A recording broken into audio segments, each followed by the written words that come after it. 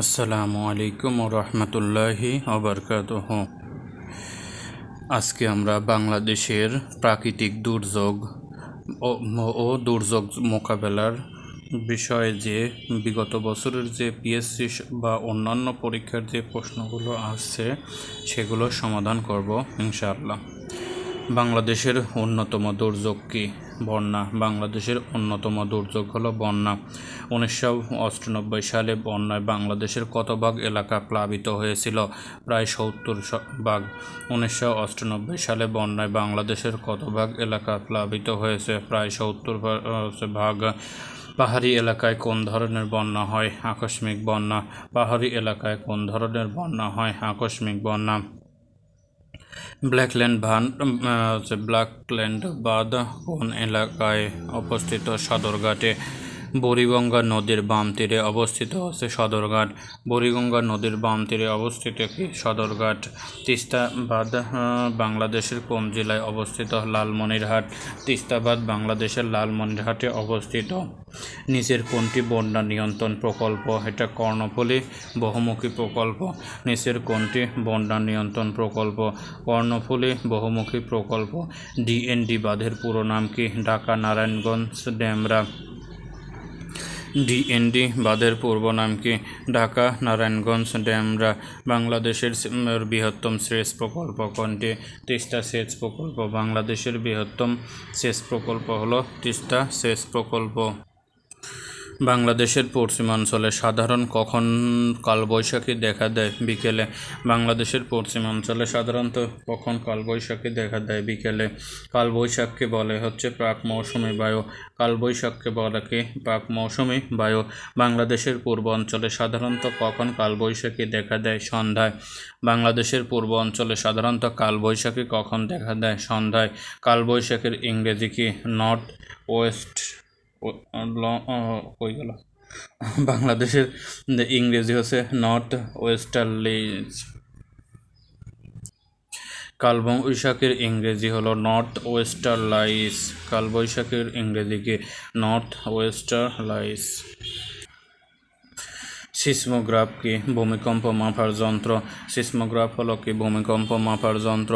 ভূমিকম্পের তীব্রতা মাপার যন্ত্রের নাম রিক্টার স্কেল। ভূমিকম্পের তীব্রতা মাপার যন্ত্রের নাম কি? Richter scale. ভূমিকম্পের তীব্রতা মাপার যন্ত্রের নাম হলো রিক্টার স্কেল। একটি ভূমিকম্পের ফলে সৃষ্টি তরঙ্গ কি ধরনের তরঙ্গ? এটা আর ও লম্বিকের মিশ্রণ। আর ও লম্বিকের মিশ্রণ। একটি ভূমিকম্পের ফলে সৃষ্টি তরঙ্গ কি ধরনের তরঙ্গ? আর ও লম্বিকের মিশ্রণ। ভূমিকম্পের ধ্বংস নগরী হলো বাম কোথায় অবস্থিত? ইরান। ভূমিকম্পের ধ্বংস নগরী বাম কোথায় অবস্থিত? ইরান। ক্যালিফোর্নিয়ার অঙ্গরাজ্যে বিগ ওয়ান বলতে বোঝায় চূড়ান্ত ভূমিকম্প। ক্যালিফোর্নিয়ার অঙ্গরাজ্যে বিগ ওয়ান বলতে বোঝায় চূড়ান্ত ভূমিকম্প। ভবন নির্মাণের সময় কি মেনে চলা বাধ্যতামূলক? Building code. ভবন নির্মাণের সময় কি মেনে চলা বাধ্যতামূলক? Building code. Earthquake is called by tectonism. ভূমিকম্প হয় টেকটোনিক প্লেটের জন্য। পৃথিবীর সবগুলো মহাদেশ একসাথে জুড়ে যে বিশাল একটি মহাদেশ ছিল তার নাম হচ্ছে প্যানজিয়া রেডিনিয়া। প্যানজিয়া রেডিনিয়া। পৃথিবীর সবগুলো মহাদেশ একসাথে জুড়ে যে বিশাল মহাদেশ ছিল তার নাম হলো প্যানজিয়া রেডিনিয়া। ভূতাত্ত্বিক গঠনতন্ত্র দিক দিয়ে বাংলাদেশ কোন অঞ্চলে যথেষ্ট ভূমিকম্প প্রবল? উত্তর পূর্বাঞ্চল। উত্তর পূর্বাঞ্চল যথেষ্ট ভূমিকম্প প্রবল। 1993 সালে বিল্ডিং কোড অনুযায়ী বাংলাদেশকে কয়টি ভূমিকম্প নিয়ে অঞ্চলে ভাগ করা হয়েছে? 3টি। 1941 সালে ভূমিকম্পের সুনামি হয়েছিল আন্দামান সাগরের ভূমিকম্পের ফলে। 1941 সালে বঙ্গোপসাগরে সুনামি হয়েছিল আন্দামান সাগরের ভূমিকম্পের ফলে। বাংলাদেশের পরমাণু শক্তি কমিশন কর্তৃক নির্ধারিত ভূমিকম্প নিম্নরূপ কেন্দ্র হলো সিলেট। বাংলাদেশ পরমাণু শক্তির কমিশন কর্তৃক নির্মাণাধীন ভূমিকম্প নিম্নরূপ কেন্দ্র কোনটি? সিলেট। 2004 সালে 26 ডিসেম্বর ইন্দোনেশিয়ার কোন দ্বীপের আলোচিত ভূমিকম্পটি সংঘটিত হয়? এটা সিনুয়েলুয়ে দ্বীপে। 2004 সালে 26শে ডিসেম্বর ইন্দোনেশিয়ার কোন দ্বীপে আলোচিত ভূমিকম্প সংঘটিত হয়? সিনুয়েলুয়ে দ্বীপে। 2004 সালে 26শে ডিসেম্বর ইন্দোনেশিয়ার কোন দ্বীপে? ইন্দোনেশিয়ার হচ্ছে সিনুয়েলুয়ে দ্বীপে আলোচিত ভূমিকম্পটি সংঘটিত হয়। বাংলাদেশের মধ্যে নিম্নে কোন স্থানে সবচেয়ে বেশি ঘূর্ণিঝড় আঘাত আনে? ভোলা। বাংলাদেশের মধ্যে নিম্নের কোন স্থানে সবচেয়ে বেশি ঘূর্ণিঝড় আঘাত আনে? ভোলা। সিডর শব্দের অর্থ কি? চোখ। সিডর শব্দের অর্থ কি? চোখ। আইলা অর্থ কি? ডলফিন বা শোষক জাতীয় প্রাণী। আইলা শব্দের অর্থ কি? ডলফিন বা শোষক জাতীয় প্রাণী। কোন অঞ্চলে ঘূর্ণিঝড়কে হারিকেন নামে অভিহিত করা হয়? আমেরিকা। কোন অঞ্চলের ঘূর্ণিঝড়কে হারিকেন নামে অভিহিত করা হয়? আমেরিকা। অভ্যন্তরীণ নৌ চলাচল আইন 2019 সালে পরিবেশ দূষণ সংক্রান্ত বিধান লঙ্ঘনের দায়ে নিচের কোন শাস্তিটি প্রযোজ্য? এটা অনূর্ধ্ব 30 বছর কারাদণ্ড বা 3 লাখ টাকা জরিমানা। ঘন্টায় সর্বোচ্চ 62 থেকে 68 কিলোমিটার গতিবেগ সমুদ্র ঝড়ের সম্ভাবনা থাকলে নদীযোগের অবিলম্বে নিরাপদ আশ্রয় গ্রহণের নির্দেশনা দিতে বলা হয়েছে। এটা হলো কি 3 নং বিপদ সংকেত। এটা কত নম্বর বিপদ সংকেত? 3 নম্বর বিপদ সংকেত। চিত্রাং ঘূর্ণিঝড়ের নামকরণ করে থাইল্যান্ড। চিত্রাং ঘূর্ণিঝড়ের নামকরণ করে কে? থাইল্যান্ড। চিত্রাং ঘূর্ণিঝড়ের নামকরণ করেছিলেন থাইল্যান্ড। মহাসেন শব্দটির অর্থ হলো সাইক্লোন। মহাসেন শব্দটির অর্থ কি? সাইক্লোন। বাংলাদেশের অধিকাংশ ঘূর্ণিঝড় কী কারণে হয়? বঙ্গোপসাগরের সৃষ্টি নিম্নচাপ। বাংলাদেশের অধিকাংশ ঘূর্ণিঝড় কী কারণে হয়? বঙ্গোপসাগরের সৃষ্টি নিম্নচাপ। বাংলাদেশের সিডর কখন আঘাত হানে? 15ই নভেম্বর 2007 সালে। বাংলাদেশের সিডর কখন আঘাত হানে? 15ই নভেম্বর 2007 সালে। বাংলাদেশের সিডর আঘাত হানে 15ই নভেম্বর 2007 সালে। ঘূর্ণিঝড় সিডর শব্দটি কোন ভাষা থেকে এসেছে? সিংহলি ভাষা থেকে। ঘূর্ণিঝড় সিডর শব্দটি সিংহলি ভাষা থেকে এসেছে। জাপান উপকূলে যে ঘূর্ণিঝড় ওঠে তার নাম কি? টাইফুন। জাপান উপকূলে যে ঘূর্ণিঝড় ওঠে তার নাম কি? টাইফুন। বাংলাদেশের কবে সাইক্লোন আইলা আঘাত হানে? 2009 সালে। বাংলাদেশের কবে সাইক্লোন আইলা আঘাত হানে? 2009 সালে। How many different types of cyclone warning single are for the sea ports in Bangladesh? এটা 11টি। যেটি সাম্প্রতিক সময়ের ঘূর্ণিঝড়ের নাম মিধিলি। মিধিলি হচ্ছে সাম্প্রতিক সময়ের ঘূর্ণিঝড়ের নাম। এটা 2021-22 ঢাকা বিশ্ববিদ্যালয় খয়নেটে আসছিল। নদী শিকস্তি কারা? নদী ভাঙনের সর্বশান্ত জনগণ। নদী শিকস্তি হচ্ছে নদী ভাঙনের সর্বশান্ত জনগণ। আর শিকস্তি পরিস্থিতি কৃষির সাথে সম্পর্কিত। নদীর তীরবর্তী ভূমি ভাঙা করার সাথে। বাংলাদেশের কোন জেলা বেশি ভাঙনের শিকার হয়? সিরাজগঞ্জ। বাংলাদেশের কোন জেলা বেশি ভাঙনের শিকার হয়? সিরাজগঞ্জ। জুম এক ধরনের কি? কৃষি। এশিয়া ও প্রশান্ত মহাসাগর অঞ্চলের 48টি দেশের মধ্যে নদী দূষণে বাংলাদেশের অবস্থান প্রথম। এশিয়া ও প্রশান্ত মহাসাগরীয় অঞ্চলীয় 48টা দেশের মধ্যে বাংলাদেশের নদী দূষণের অবস্থান হচ্ছে প্রথম। বাংলাদেশের কত মিলিয়ন লোক নদী ভাঙনের সাথে জড়িত? 1.5 মিলিয়ন লোক, মানে 1.5 মিলিয়ন লোক। Bangladesh flood and river bank erosion risk the management investment programme বাস্তবায়ন করেছেন কোন সংস্থা? এডিবি। প্রলয়ঙ্কারী মানিকগঞ্জ টর্নেডো নিয়ে সেলিম আদ-দ্বীনের লেখা হলো হরগজ। প্রলয়ঙ্কারী মানিকগঞ্জ টর্নেডো নিয়ে সেলিম আদ-দ্বীনের বিখ্যাত নাটক হরগজ। বিখ্যাত নাটক হলো কি? হরগজ। দুর্যোগ ব্যবস্থাপনার মুখ্য উপাদান নয় কোনটি? পুনরুদ্ধার। দুর্যোগ ব্যবস্থার মুখ্য উপাদান নয় কোনটি? পুনরুদ্ধার। দুর্যোগ ব্যবস্থা চক্রের কোন স্তরটি ব্যয়বহুল? দীর্ঘস্থায়ী দুর্যোগ প্রশমন। দুর্যোগ ব্যবস্থার চক্রের কোন স্তরটি ব্যয়বহুল? দীর্ঘস্থায়ী দুর্যোগ প্রশমন। দুর্যোগ ব্যবস্থাপনার উদ্দেশ্য হলো তিনটি। দুর্যোগ ব্যবস্থাপনার উদ্দেশ্য হলো তিনটি। অতীতে নিচের কোনটি সম্পূর্ণ দুর্যোগ ব্যবস্থা বলে ধরে নেওয়া হয় বা হতো? সারাদান। তল্লাশি ও উদ্ধার কোনটির আওতাভুক্ত? সারাদান। তল্লাশি ও উদ্ধার কোনটির আওতাভুক্ত? সারাদান। দুর্যোগ ব্যবস্থাপনার সাফল্যের জন্য প্রধানমন্ত্রী শেখ হাসিনাকে কোন সংস্থা পুরস্কৃত করেন? IFRC। দুর্যোগ ব্যবস্থাপনা সাফল্যের জন্য প্রধানমন্ত্রী শেখ হাসিনাকে কোন সংস্থা পুরস্কৃত করেন? IFRC। বঙ্গবন্ধু স্যাটেলাইট 1 এর নির্মাতা প্রতিষ্ঠানের নাম কি? থালাস এলেনিয়া। বঙ্গবন্ধু স্যাটেলাইট 1 এর নির্মাতা প্রতিষ্ঠানের নাম কি? থালাস এলেনিয়া। বঙ্গবন্ধু স্যাটেলাইট 1 এর গ্রাউন্ড স্টেশন কোথায় অবস্থিত? গাজীপুর। বঙ্গবন্ধু স্যাটেলাইট 1 এর গ্রাউন্ড স্টেশন কোথায় অবস্থিত? গাজীপুর। বঙ্গবন্ধু স্যাটেলাইট 1 এর মেয়াদ হলো 15 বছর। বঙ্গবন্ধু স্যাটেলাইট 1 এর মেয়াদ কত? 15 বছর। দেশের প্রথম স্যাটেলাইট বঙ্গবন্ধু 1 উৎক্ষেপণ হয় 11 মে 2018 সালে।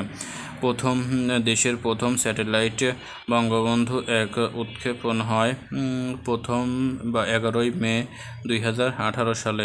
বাংলাদেশের আবহাওয়া অধিদপ্তর কোন মন্ত্রণালয়ের অধীনে? প্রতিরক্ষা মন্ত্রণালয়। বাংলাদেশের আবহাওয়া কোন মন্ত্রণালয়ের অধীনে? প্রতিরক্ষা মন্ত্রণালয়। তামিলাবাদ উপগ্রহ ভূকেন্দ্রটি কোন জেলায় অবস্থিত? গাজীপুর। তামিলাবাদ উপগ্রহ ভূকেন্দ্রটি কোন জেলায় অবস্থিত? গাজীপুর। তামিলাবাদ উপগ্রহ ভূকেন্দ্রটি কোন জেলায় অবস্থিত? গাজীপুর।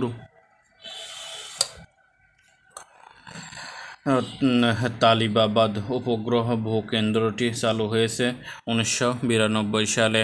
তালিবাবাদ উপগ্রহ কেন্দ্রটি চালিত হয়েছে 1982 সালে।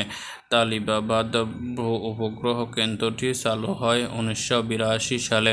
তালিবাবাদ উপগ্রহ ভূকেন্দ্রটি চালু হয় 1982 সালে। বেতবুনিয়া উপগ্রহ ভূকেন্দ্রটি উদ্বোধন করা হয় 14 জুন 1975 সালে। বেতবুনিয়া উপগ্রহ কেন্দ্র উদ্বোধন করা হয় 14 জুন 1975 সালে। বঙ্গবন্ধু স্যাটেলাইট 2 তৈরি এবং উৎক্ষেপণ করবে কোন প্রতিষ্ঠান? Glove cosmos, Russia. Bangabandhu 2 satellite তৈরি এবং উৎক্ষেপণ করবে গ্লাভ কসমস 2, রাশিয়া। দেশের প্রথম কৃত্রিম উপগ্রহ বঙ্গবন্ধু 1 এটা হচ্ছে কোন মহাকাশযানের উৎক্ষেপণ করা হয়? ফ্যালকন 9। বাংলাদেশের প্রথম স্যাটেলাইট এর নাম কি? বঙ্গবন্ধু 1। বাংলাদেশের প্রথম স্যাটেলাইটের নাম বঙ্গবন্ধু 1। বঙ্গবন্ধু 1 স্যাটেলাইটে কোন কোম্পানির রকেটের মাধ্যমে উৎক্ষেপিত হয়? Space x. বঙ্গবন্ধু স্যাটেলাইটটি কোন কোম্পানির রকেটের মাধ্যমে উৎক্ষেপণ করা হয়? Space x. বঙ্গবন্ধু স্যাটেলাইট 1 উৎক্ষেপণ করার মাধ্যমে বাংলাদেশ বিশ্বের স্যাটেলাইট উৎক্ষেপণকারী দেশের তালিকায় কততম দেশ হিসেবে অন্তর্ভুক্ত হয়েছে? 57তম দেশ হিসাবে কি অন্তর্ভুক্ত হয়েছে? বঙ্গবন্ধু 1 একটি কৃত্রিম উপগ্রহ কেন্দ্র। ঘূর্ণিঝড় ও দুর্যোগের ক্ষেত্রে বাংলাদেশের একমাত্র পূর্বাভাস কেন্দ্র কোনটি? স্পারসো। বঙ্গবন্ধু স্যাটেলাইট 1 কোন দেশের? বাংলাদেশের। স্পারসো কি মহাকাশ গবেষণাকারী সরকারি সংস্থা? স্পারসো কি মহাকাশ গবেষণাকারী সরকারি সংস্থা? স্পারসো কোথায় অবস্থিত? ঢাকার আগারগাঁয়ে। স্পারসো কোথায় অবস্থিত? ঢাকার আগারগাঁয়ে। স্পারসো প্রতিষ্ঠিত হয় 1980 সালে। স্পারসো প্রতিষ্ঠিত হয় কত? 1980 সালে। স্পারসো কোন মন্ত্রণালয়ের অধীনে? প্রতিরক্ষা মন্ত্রণালয়ের। স্পারসো কোন মন্ত্রণালয়ের অধীনে? প্রতিরক্ষা। স্পারসো কত সালে প্রতিষ্ঠিত হয়? 1980 সালে স্পারসো প্রতিষ্ঠিত হয়। বেতবুনিয়া ভূ উপগ্রহ কেন্দ্র কোন জেলায় অবস্থিত? রাঙ্গামাটি। বেতবুনিয়া ভূ উপগ্রহ কেন্দ্র কোথায় অবস্থিত? রাঙ্গামাটি। বেতবুনিয়া দেশের প্রথম যোগাযোগ উপগ্রহ ভূকেন্দ্র উদ্ভাবন করা হয় 14 জুন 1975 সালে। বেতবুনিয়া দেশের প্রথম যোগাযোগ উপগ্রহ ভূকেন্দ্র উদ্বোধন করা হয় 14 জুন 1975 সালে। কোন সংস্থা স্টারলিংক স্যাটেলাইট দ্বারা উচ্চগতির ইন্টারনেট সরবরাহ করে? Space x. কোন সংস্থার স্টারলিংক স্যাটেলাইট দ্বারা উচ্চগতির ইন্টারনেট সরবরাহ করে? Space x. বাংলাদেশের সাইক্লোন শেল্টারের পূর্ব নাম হচ্ছে মুজিব কেল্লা। বাংলাদেশের সাইক্লোন শেল্টারের পূর্ব নাম কি? মুজিব কেল্লা। রোমান ক্যাথলিক দ্বারা পরিচালিত দুর্যোগকালীন কর্মসূচি পরিচালনার প্রতিষ্ঠান হচ্ছে কারিতাস। রোমান ক্যাথলিকদের দ্বারা পরিচালিত দুর্যোগকালীন কর্মসূচি পরিচালনার প্রতিষ্ঠান হলো Caritas. CPP cyclone preparedness programme. CPP cyclone preparedness programme.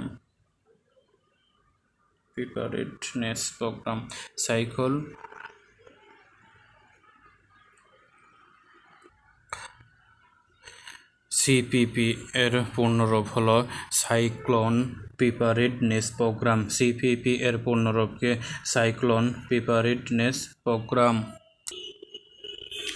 জলবায়ুর পরিবর্তন